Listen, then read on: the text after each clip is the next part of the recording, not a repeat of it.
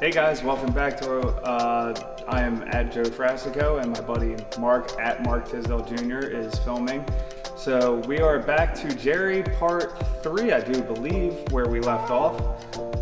It has been quite a while since you guys have seen or heard anything about this car. I have been silently and slowly working on it. We have got a lot done. We got the glass out, I believe, last time you saw. Now we got the fenders are off the car. We got the doors off. We got the rear hatches off. We got metal work is in and installed, which we're going to go over. This car is moving along great, and I can't wait to start getting in depth with you guys and telling you what's going on and about the process that I've done so far. So a couple weeks ago, me and my cousin, he brought up his pressure washer and let me borrow it. We strapped this to the back of a truck, rolled it out the bay door on the hill, and I spent like 3 hours pressure washing this thing. I know it doesn't look like it, but it does to me because, oh man, it was bad. So got all that done, got it dried out, brought it back in, dusted everything out. We started mocking parts up, figuring out what to do, and once I got done all the pressure washing and stuff, I pulled the fenders and doors off for my body guy, so that way it made it a little easier for him to work, you know, putting the rockers and stuff on. And these fenders, I'm gonna tell you guys right now, are no joke to get off. They have body seam sealer, like the whole front of the fender is glued on, the top is glued on, it's glued down the sides, and there is a total of 9 bolts that hold each fender on. Yeah, 9 bolts.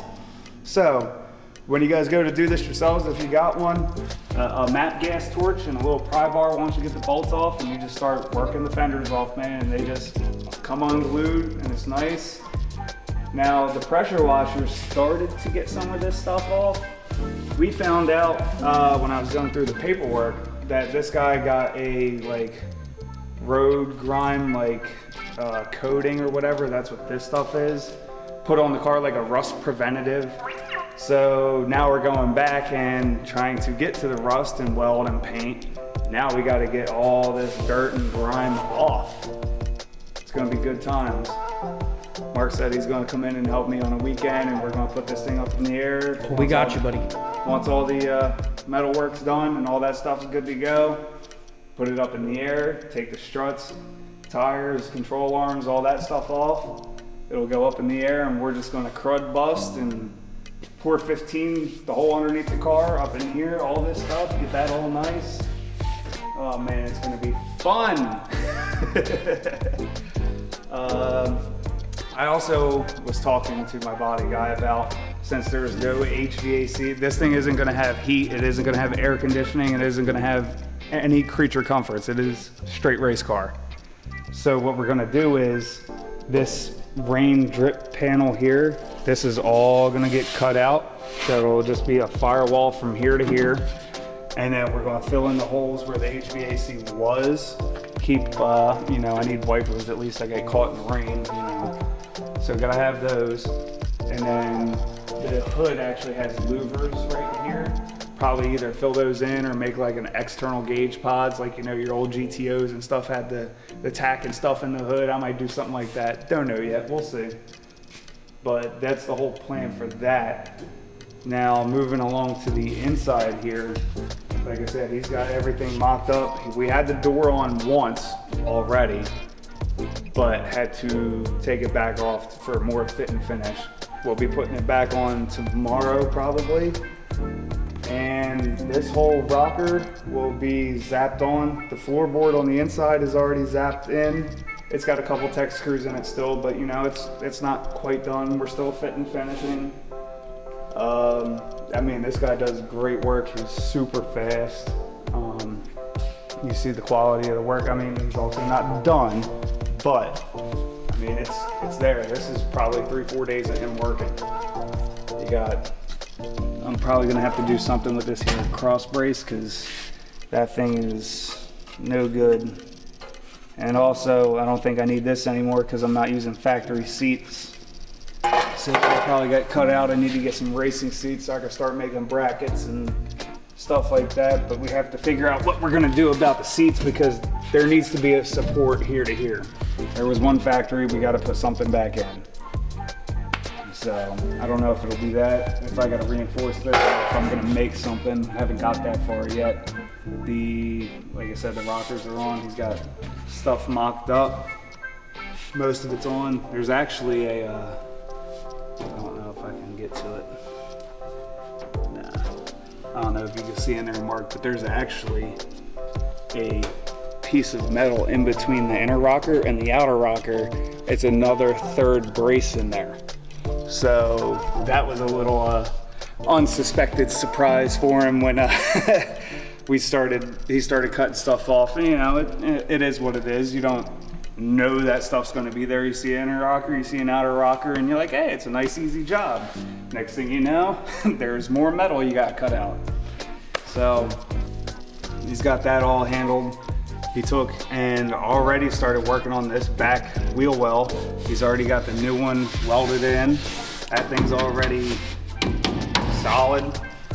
And then this piece here will take and go over the top. He just had this little screw in for it.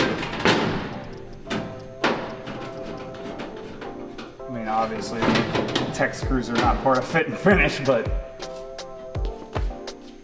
I'm ecstatic. I'm so hyped for this thing to get welded up and finished. The guy's doing a great, phenomenal job. And you gotta trust the process.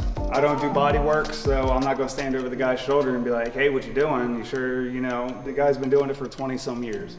I'm gonna walk away and let him do his job.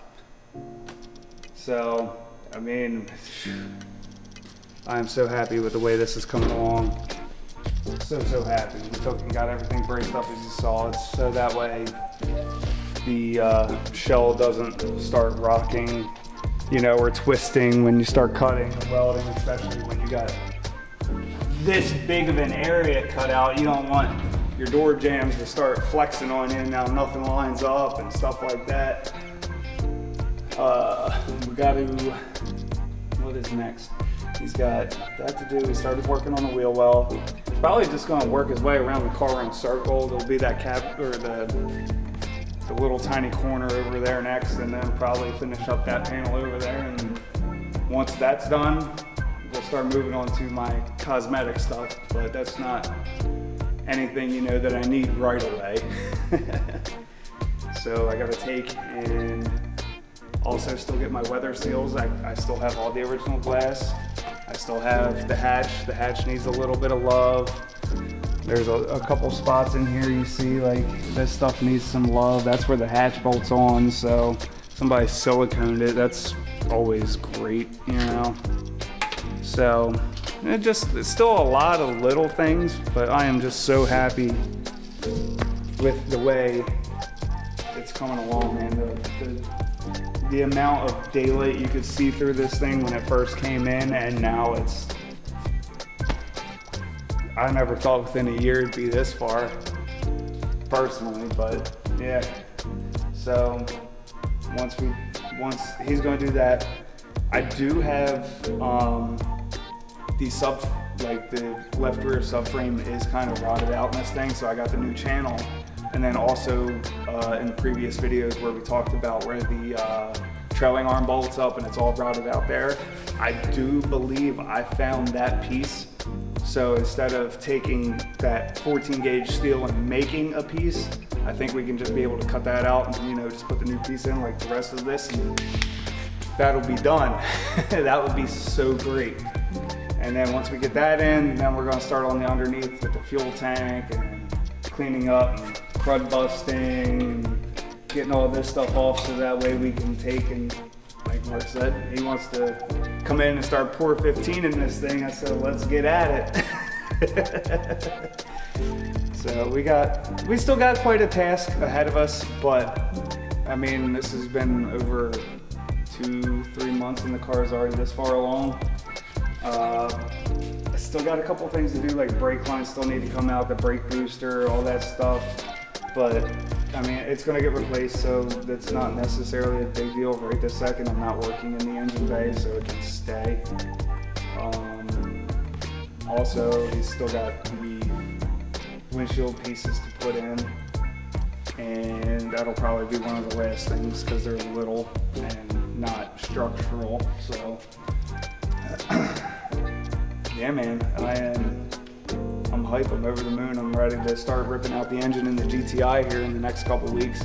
Have that sitting here, so that way it's like I got the engine sitting here, the car's coming together. It's time to start putting stuff together and making tires spin. So, I think that's about all I got for now on an update.